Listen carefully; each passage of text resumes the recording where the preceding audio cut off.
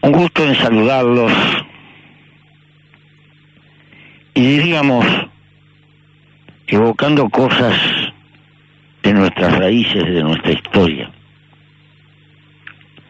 Cuando don José Artigas, derrotado, cruza el río hacia el Paraguay, tal vez todavía no sabía que se congelaba el más hondo mensaje político y social, lo subrayo, que pudo levantarse por aquellos años en la historia de América del Sur. Allí, en ese trance, porque Artigas buscaba en el Paraguay el centro de sus recursos para continuar la lucha,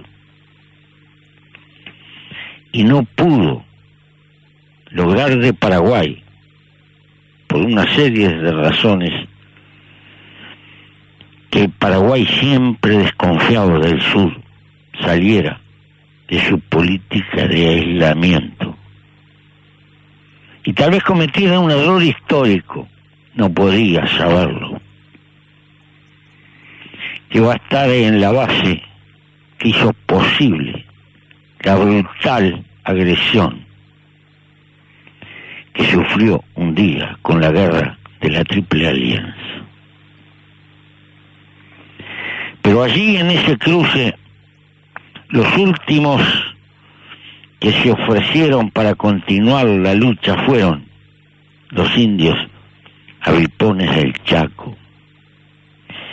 Y allí, en ese trance, despidió a toda la gente que lo acompañaba y se internó en la soledad. Repartió los bienes materiales que le quedaban y juntó las últimas onzas y se las envió a los compañeros presos que estaban en Río de Janeiro. Le entregó su haber a un gaucho voluntario que cumplió con esa misión. No los olvidó en su gigantesco gesto republicano sobrio, solidario, porque es un luchador que rechazó las posibilidades de un exilio confortable,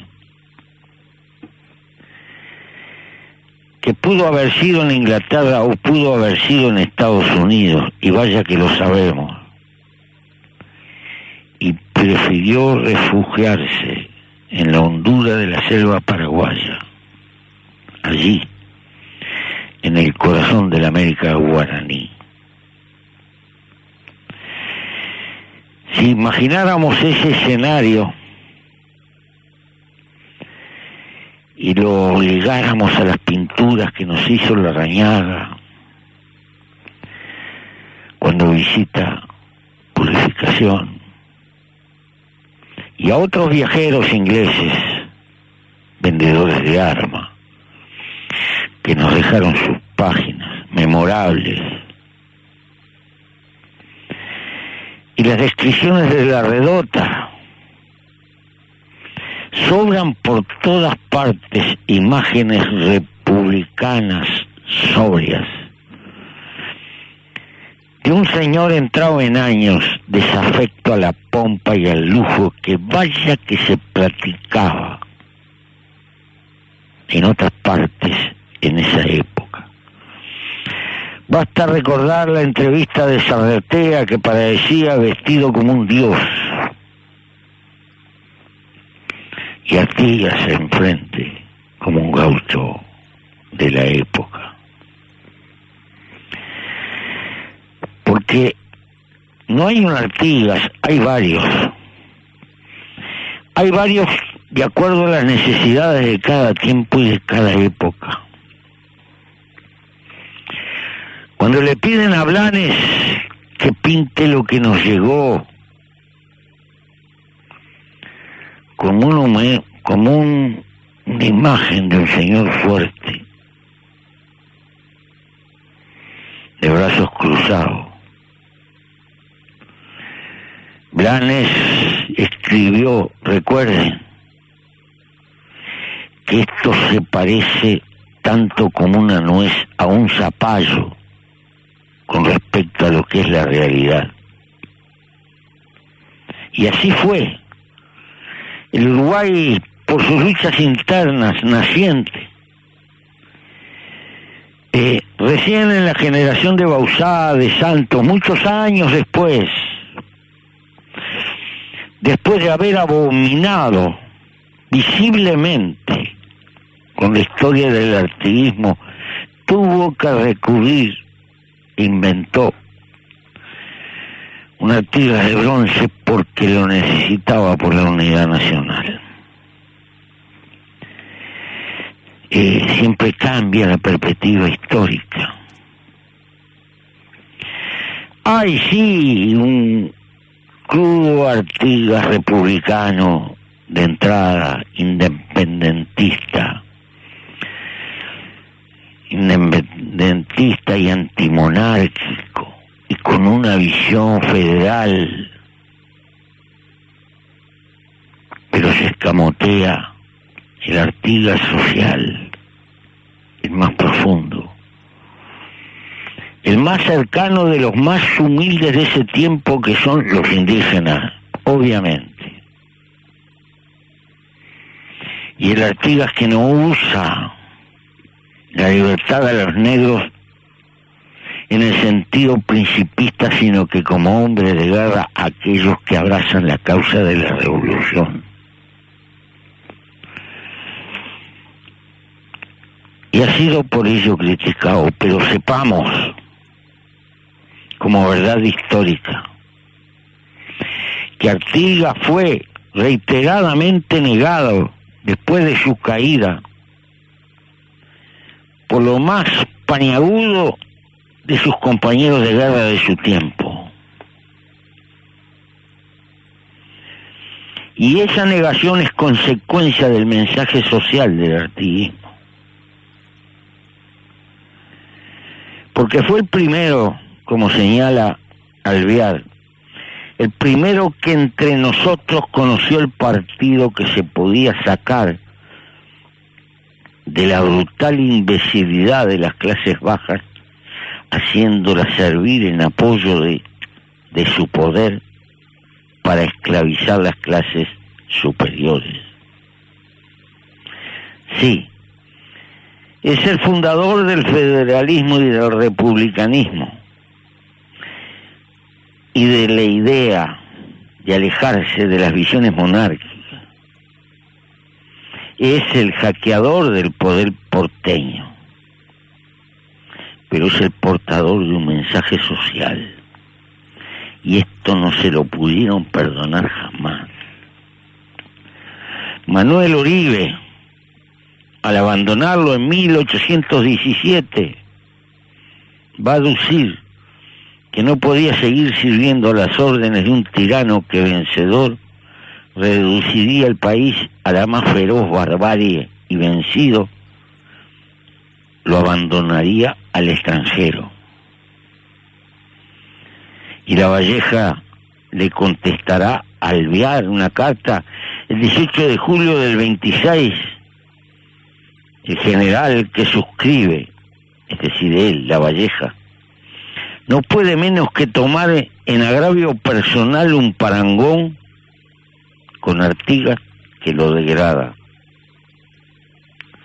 Y será Fructuoso Rivera, en una de sus cartas a Pancho Ramírez en 1820, que dirá: para que el restablecimiento del comercio tan deseado no sea turbado en lo sucesivo, es necesario disolver las fuerzas del general Artigas, principio de donde emanarán los bienes generales y particulares de todas las provincias, al mismo tiempo que será salvada la humanidad de su más sanguinario perseguidor. Los monumentos de su ferocidad existen en todo este territorio. Una opinión similar van a volcar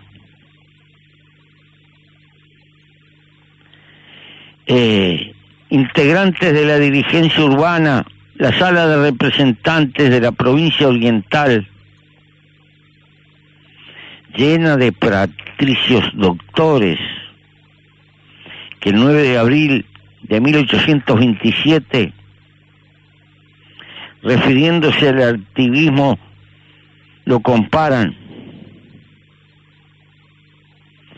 y dicen: ya era tiempo que nos presentáramos ante el mundo de un modo digno, y que así como desgraciadamente fuimos el escándalo de los pueblos, ahora sirviésemos de ejemplo. Si la anarquía nos hizo gemir bajo el yugo de la tiranía doméstica, si ella despobló nuestra tierra y sirvió de pretexto a un extranjero astuto, los principios de orden que hoy practicamos contribuirán a construir el país y cerrar para siempre la revolución. Cerrar para siempre la revolución y el yugo de la tiranía doméstica se refiere a todo el periodo artiguista.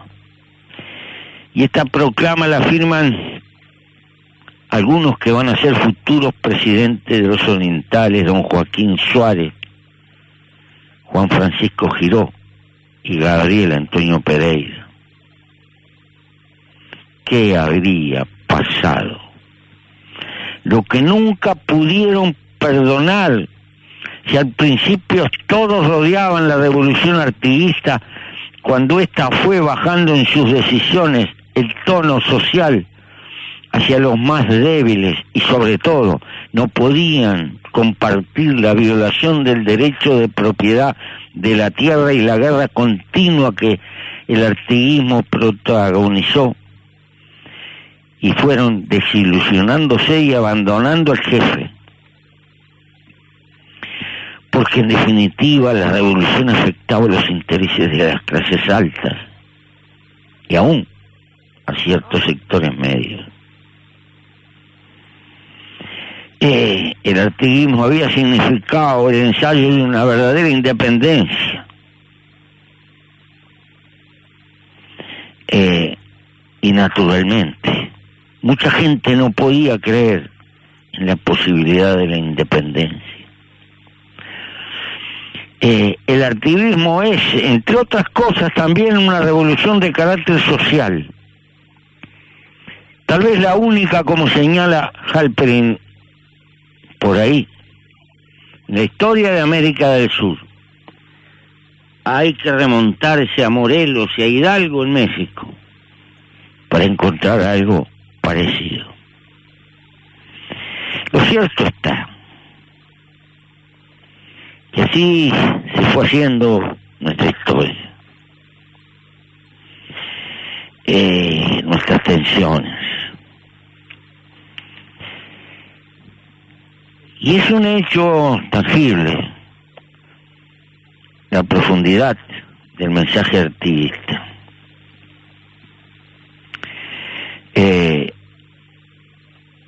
Que va a dividir aguas, y no tiene que extrañarnos que al final solo los indios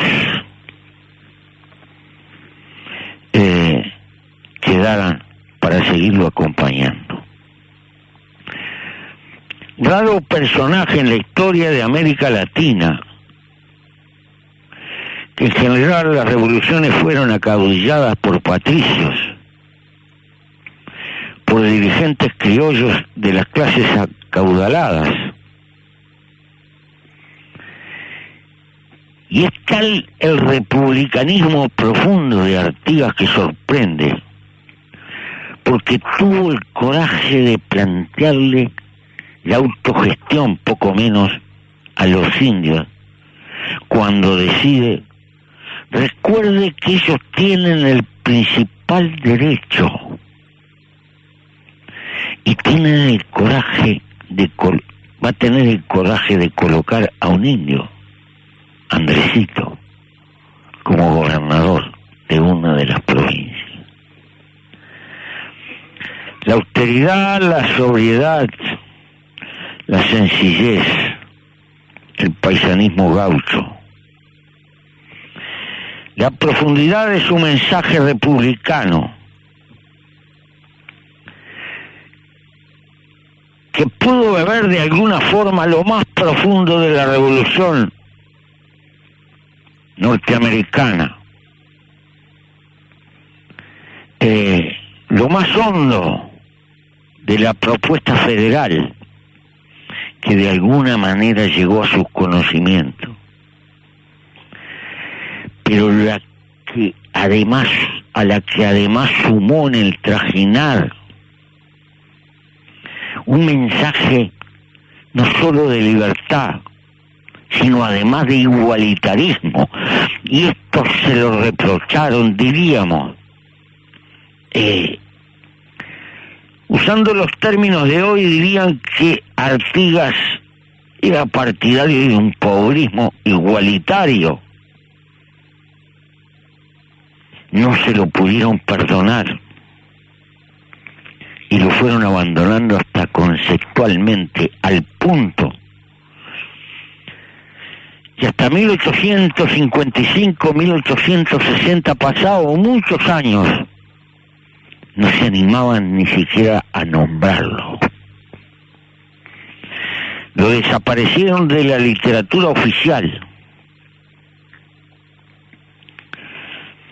Pero hay cartas, por ejemplo, de cónsules británicos, que establecen que dentro de los partidarios de la independencia hay algunos igualitarios, que son los artiguistas, que no se nombran, mientras que existen otros hombres de bien que tal vez luchan por la independencia, pero quieren el orden. Son los urbanos, el orden y el manejo de la propiedad, mientras que los otros significan el tumulto del anarquismo. Porque este fue un término que también se sembró por todas partes.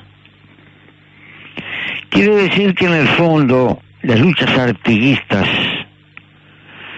que están en la fragua de nuestra historia tienen un mensaje muy complejo. Hay un algo que le ha servido a cada una de las clases sociales y a los mojones y a las necesidades de nuestra historia. Pero sigue siendo un mensajero contemporáneo